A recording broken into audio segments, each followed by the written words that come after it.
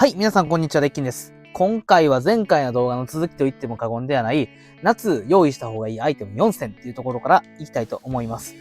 前回ね、私、扇風機が壊れたっていうところもあって、今回新しい扇風機を導入したので、その紹介、プラスこれはあった方がいいんじゃないかっていうアイテムをね、今年最新の2025年バージョンでお送りしていくので、ぜひ最後までご覧ください。また、このチャンネルでは車中泊の情報や、車中泊をするための DIY、また便利グッズの紹介なんかを行ってますんで、興味のある方はね、ぜひチャンネル登録よろしくお願いいたします。はい、ということで、前回ね、窓用クーラーを出したんですけども、今回は、どっちかというと、空気をこう回すタイプの扇風機であったり、換気扇であったりとか、そういったアイテムをね、紹介しつつ、やっていきたいと思います。今回私が今年の夏使っていく車中泊アイテムということで紹介していきます。扇風機はね、前回の扇風機、ヤマゼンのクリップファンを使ってたんですけども、ちょうどね、この根元のところでコードが壊れちゃって、ちょうどね、コードもね、こんな感じでぐるぐるぐるぐるって巻いてある、トグロを巻いてるね、コードで、ビヨーンって伸ばして使うタイプだったんですけども、意外とこれは使い勝手悪くてですね、性能は結構良かったんですけども、コード式ってことで、使い勝手が悪かったんですけども、とうとう私もね、バッテリー式をね、導入しようと思ってるんですよ。今回動画の趣旨がわかりやすいように、最初にこの4つ、もう紹介していきます。1つ目が、新しく導入した扇風機。2つ目が、網戸。3つ目が、網戸に直接貼り付けれるタイプの換気扇。そして4つ目が、クーラー。クーラーは前回、がっつり紹介してるので、最後触り程度で来週の動画に流れていくっていう、そんな感じの紹介になってますんで、ご了承ください。はい。ということでですね、まず一つ目に紹介したいものが、こちら。新しく導入したバッテリー式の扇風機になります。もう最近ね、この扇風機もバッテリーで余裕で動くようになったっていう話を、車中泊の界隈でキャタライズさんとかにしてたんですけども、まだ導入してなかったんですかみたいな感じで言われて、導入してないの俺だけみたいな。もうほとんどの車中泊の界隈の方がバッテリー式の扇風機を使ってたんですね。そんな中で今回私が選んだのはこれ。これ何がいいのかっていうのをね、今からね、深掘りして説明していこうと思いますので、まず第一にこの箱扇さんの扇風機を説明していきたいと思います。はい。そしたらね、ちょっと画角を変えていきましょう。こちら箱扇さんの扇風機になってます。専用ケースがついてて、キャンプとかでよく使われる扇風機らしいんですけど、もちろんキャンプで使えるってことは、車中泊でも十分使えますということで、持ち運びが楽なためにこんな感じのケースに入ってます。何が今回気に入ってるかって言ったら、使い方がね、様々に分けれるんですよね。こういった三脚があって、普通の扇風機みたいに使えるってことと、こちらに引っ掛けるところがあって、フックに引っ掛けて壁掛けとしても使えるっていうところと、あとこんな感じで卓上に置いて使えるっていうところと、もちろん首振りもできるっていうところがありまして、今回ね、この使い方の用途がいっぱい分けれるっていうところがポイントなのと、あと1万ミリアンペアアワーのバッテリーが入ってて、結構大容量のバッテリーが入ってるので、朝から晩まで余裕でバッテリーが持つと、強風で使っても8時間、弱風で使ったら27時間持つっていう風に説明書の方に書かれておりましたんで、もう本当にね、がっつり充電していけば、車中泊で一晩余裕で持つっていう形で、今まではね、ポータブル電源にこうコンセントを挿して、ポータブル電源から電気を取ってたんですけども、これからこの内蔵バッテリーでやっていけるっていうね、私の車中泊の中でも非常に画期的な進化を遂げたわけなんですけども、あと、こちら目玉アイテムとしては、なんとですね、超音波を発することができるんですね。虫が嫌いな超音波を発して虫除けになるっていうね、なんかすごい機能がついてたんで、これはすごいなと思って買ってみたんですけども、こちらリモコンがついてあって、リモコンのこのボタン操作、後ろにもこのボタンがあるんですけども、このボタン操作によって超音波を発することができるという形で、動画内では伝わらないかもしれないんですけども、ちょっとね、その使い方もやっていきたいと思います。で、あとこちらですね、LED ライトもついてるんですよ。で、ここにフックに引っ掛けてライトとして使うこともできるし、なんかめちゃくちゃ多機能だなと思ってね、面白いなと思って導入しました。こちらに USB-C の給電があって、USB-C、USB-A のそれぞれのポートがありまして、こちらで給電とか、もちろんこれモバイルバッテリーみたいな感じで使えるので、こちらから自分の手持ちのスマホに給電することもできるみたいです。これがスイッチになってまして、スイッチを入れたらこんな感じでつきます。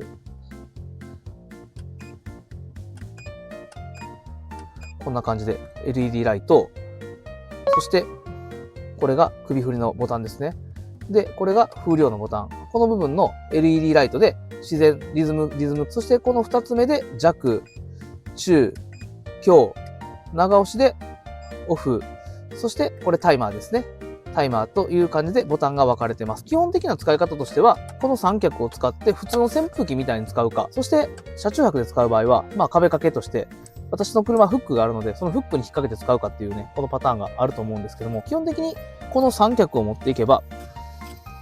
こんな感じで、普通の扇風機みたいに使うことができるという感じです。はい、こんな感じでですね、で高さはこれで自由に変えることができます。はい、どうでしょう。完全にミニ扇風機みたいな感じでね、独立して立つことができました。もちろん、バッテリー式のコードレスなので、非常にスッキリしてますね。で、これでリモコンを使ってスイッチオン。これで扇風機回り出します。で、強風にしても、ものすごい、前のクリップファンより圧倒的に強い力で送風してくれるので、めちゃくちゃ心強いです。このボタンですね。このボタンで首振りです。こうすると、通常の扇風機のように首振りをしてくれます。120度回るみたいですね。首振りの機能なんですけども、このような形で三脚に立ててないと首振りを使うことはできません。なので、基本的に首振りを使うときはこの三脚を立てたモードで使うっていう形ですね。で、そんな感じでしながら、LED ライトつけることができると。この LED ライトはね、キャンプの時とかに非常に役に立つんじゃないかなと。車中泊ではそんなに使うシチュエーションはないのかなと思うんですけども、例えば、ここ。今から実践するんですけど、ここですね。ここに引っ掛けて使っていこうと思うんですけど、車内に入ってきて、例えば、ここで明かりをピッてつけたら、車内を明るく照らすという感じになるんですけど、多分私はこの機能はあまり使わないと思います。なぜなら、車内にはもうすでに明かりがあるからです。っていうところがあるので、でも、あったらね、キャンプの時とか、外に出た時とか、車中泊仲間と外で食事をしている時なんかはすごい便利なんじゃないかなというふうに思います。はい。そしてですね、私が一番使うであろうシチュエーションで言うと、こんな感じで、ここのフックにかけて使うことが多いと思います。角度に関してはこんな感じで調整することができて、基本的にはこの向きで使うことが多いと思うんですが、この向きで、例えば、こっちから冷房のスポットクーラーの冷風を出して、後ろに拡散させたいときはこの向きで、こんな感じで風を送ってもらったりとか、しながら使ったらいいんじゃないかなと思うので、私はこういうところにかけて使おうかなと思ってます。この状態だとスイッチが押しにくいんですけども、基本的にはリモコンがついてるので、これでしっかりと回ってくれますね。で、この状態でタイマーボタンを長押しすると、今ピッて言って、キーンっていう音とともに超音波を発してるんですね。これがすごい虫の嫌な音らしくて、これが虫除けになるみたいです。今のこの現状では検証は全くできないし、このキーンっていう音も動画上では聞こえづらいとは思うんですが、こういった機能があるみたいです。実際車中泊で使いながら体感できたらなと思ってるんですけども、どちらかというと、キャンプとかですね、外で扇風機を回すときに、この機能を使ってみて、ちょっと試してみたいなというふうに思っておりますので、その時にね、またちょっと試していこうかなと思いますので、ぜひお待ちください。はい。そんな感じになりまして、ケースに収納するとこ最後見せてね、これ終わっていこうと思います。あと、中に付いてたのって言ったら、USB Type-C のケーブルになってますんで、汎用性は高いという形ですね。あとは、この三脚をここに乗せて、扇風機をこのままこうしまって、リモコンをここにしまって、あとは取扱説明書が付いてたんですけど、基本的にはこれは持ち歩かないものなので、この状態でですね、この状態でしまっていくという、そんな感じですね。専用ケースに入っているので、非常に持ち歩きも楽と、収納も簡単という形ですね。非常にスタイリッシュで気に入っているので、今年の夏はこちらに活躍してもらおうかなと思います。コード付きの扇風機で今まで頑張ってたんですけど、今年の夏はさよならということで、バッテリー式の扇風機を導入しましたということで、一つ目ちょっと長くなったんですけど、バッテリー式の扇風機。私はこの箱木っていうメーカーの卓上にも置けるし、フックも付いてるっていう、この形のものを選びましたんで、ぜひ参考にしてみてください。それじゃあ2つ目いきたいと思います。はい、2つ目は網戸です。なんと言ってもね、網戸。私はスライドドアのつけるところの網戸っていうのは常に持ち歩いてはいるんですけれども、今回ですね、助手席用にも買いました。なぜ助手席用に買ったのか、こちらに網戸をつけて、最初に言った網戸用の換気扇をここに貼り付けて、そしてちょっと窓を開けた状態で使えば、ここに間仕切りカーテンがあるので、完全に目隠した状態で網戸状態にして換気ができるんじゃないかと今回考えたので、今回は助手席用の網戸を買いました。これね、ゲオに DVD を買いしに行った時にたまたま見つけたんで、衝動買いしちゃったんですけども、かぶせるタイプのね、ネットなんですけど、これね、車種専用じゃなくて汎用性なので、ちょっと大きかったりとか、サイズが合わなかったりするんで、ちょっとリメイクは必要になるんですが、ちょっと参考までに見といてください。これがいいっていう人もいるし、多分ね、嫌だっていう人もいると思うんで、ちょっとこれは参考までに見ておいてもらったらなと思うんですが、いきますね。はい、こんな感じでもうガバッと被せるタイプのね、やつなんですよ。で、この辺がですね、結構たるんでるんで、ぐっとこう引き伸ばしてあげて、外なんかマグネットテープなんかで補強してあげた方がいいと思うんですけども、こんな感じで被せて、あとは窓を閉めて、この辺にね、今から紹介する網戸につけれる換気扇があるんで、これを紹介していこうと思うんですけど、この状態でですね、設置することができたら、ただ単に風を通すだけじゃなくて、空気の流れを換気扇によって作ってあげることができるので、しっかり巡回すると。で、もちろんスライド式の網戸も取り付けて、窓を4つ開けて、そこでプラスアルファ、ここで換気扇をね、回してあげるという形になります。前回紹介したタイタンさんの換気扇ももちろん使うんですけども、これは助手席用の窓に取り付けるっていう換気扇で思っていただいたら大丈夫です。そして3つ目なんですけども、この3つ目はタイタンさんが出している USB ファン、5V USB ファンになってまして、モバイルバッテリーとかから電力が取れる非常に汎用性の高いものになってまして、値段の方も今まで紹介したタイタンさんの換気扇とは打って変わって4000円台で買えるので、今回紹介させていただきます。これは何がいいのかというと、こんな感じで後ろにマグネット板がついてます。こんな感じで。これで網戸を挟み込んで使ってくださいという、そんな感じの商品になってます。で、網戸で実際挟み込んだ後、このリモコンでピッピッピッっていう形でタイマーと風力調整がついてますので、吸気も換気もこれを裏返すだけでできるという感じになります。ちょっと一回貼り付けてみますね。まずやり方としては、網戸とこの本体を挟み込むような形で、こんな感じで貼り付けていきます。このタイタンの換気扇が宙に浮いているような感じになります。マグネットで貼り付けているので、取り外しも簡単で、吸気も排気も裏返すだけで簡単にできるので、この状態で使っていくという感じになります。このルーフテントの網戸にぶら下げても使えることができるし、非常に汎用性が高いなと思ったので、今回この換気扇を導入したという形になります。ポイントとしては、やっぱり USB 給電であるっていうこと、汎用性が高いということ、値段もそれなりにお手頃というところ、これに尽きるなという形になりますので、今回これを紹介させてもらいます。今からね、ちょっと動かしていって試していきたいと思います。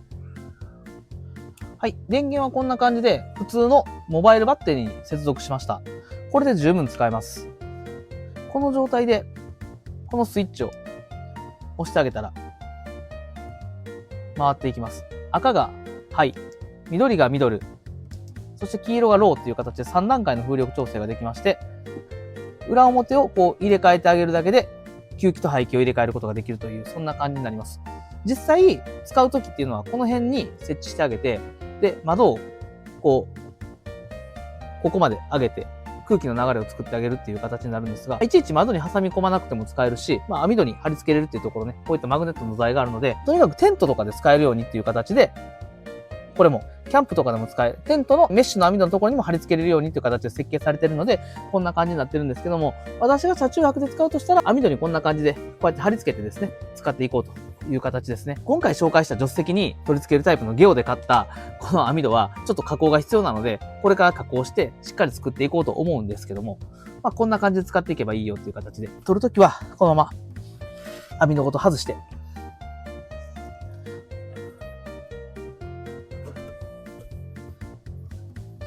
このまま網戸と一緒に収納してもらってもいいし、とにかく網戸と裏と表でこうやって貼り付けて使っていくよっていう、そんな商品になってますんで、ぜひね、こちらもチェックしてみてください。はい。ということで3つ目は、網戸に取り付けることも可能な換気扇っていう形でした。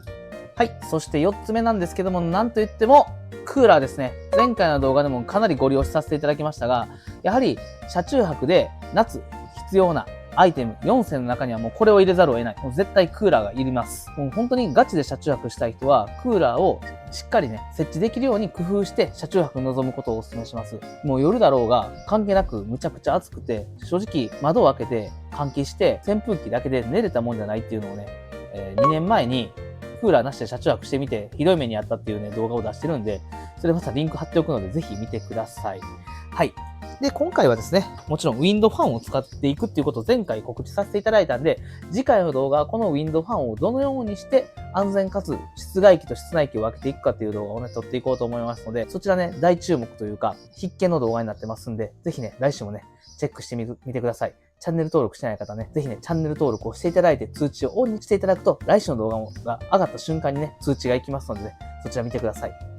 はい。本当はこの窓枠とかも付けたかったんですけどね。もちろん、このクレクール3。窓用エアコンが取り付けられない方は、このクレクール3とか、ちょっとした中古のスポットクーラーね、結構いっぱい売ってますんで、私は圧倒的にこのクレクール3をお勧めさせていただきます。その理由としては、ダクト DIY がやりやすいのと、あと、値段がそんなに高くないっていうのと、消費電力がそんなにない割にはそこそこ冷やしてくれるっていうね、いいとこが揃ってるので、ぜひね、このクレクール3、もし気になる方はね、導入してみてください。今も製造が中止されてて、中古とかでしか買うことができないと思います。でも、もし手に入れられる方はね、ぜひ手に入れてみてもらって、試してみてもらえたらいいんじゃないかなと思います。はい、ということでこれで4つ紹介したんでね、まとめに入っていきたいと思います。はい、ということで今回の動画いかがだったでしょうか。扇風機が一番紹介したかったっていうのもあるんですけども、換気扇や網戸、非常にね、夏重要なものになってきます。かぶせるタイプの網戸と、前スライドドアで紹介した、こうぐっとこう紐を引っ張って、固定するタイプ。どっちかというと、ゲオで衝動買いしたタイプのものは、後々加工が必要になってくるのでめんどくさいんで、やはり紐でこう引っ張るタイプの方が良かったですね。ゲオで買って、で、実際取り付けてみて、これ紹介するかどうか迷ったんですけども、あくまでも模擬的な感じで紹介したので、これを買えっていうわけじゃないので、実際に前回私がスライドドアに取り付けるときに買ったこう紐で引っ張って調整するマグネットが付いているタイプ、これをね、概要欄に載せておきますので、ぜひそちら参考にしてみてください。網戸に取り付けれるタイプの換気扇も一緒に概要欄の方に貼っておきますので、ぜひそちらも参考にしてみてください。はい、ということで今回は夏車中泊にあった方がいい、今年私が導入するアイテム4選という形で紹介させていただきました。次回は先ほども言ったように窓用クーラーをどうやってアルファドに設置していくのか、果たして排気と吸気はしっかり分けることができるのか、安全に取り付けられることができるのか、その辺ね、必見となってますんで、ぜひご覧ください。今回の動画参考になったなと思った方、ぜひグッド評価で応援していただくと非常に励みになりますので、よろしくお願いいたします。それでは次回の日曜日またお会いいたしましょう。今回ご視聴どうもありがとうございました。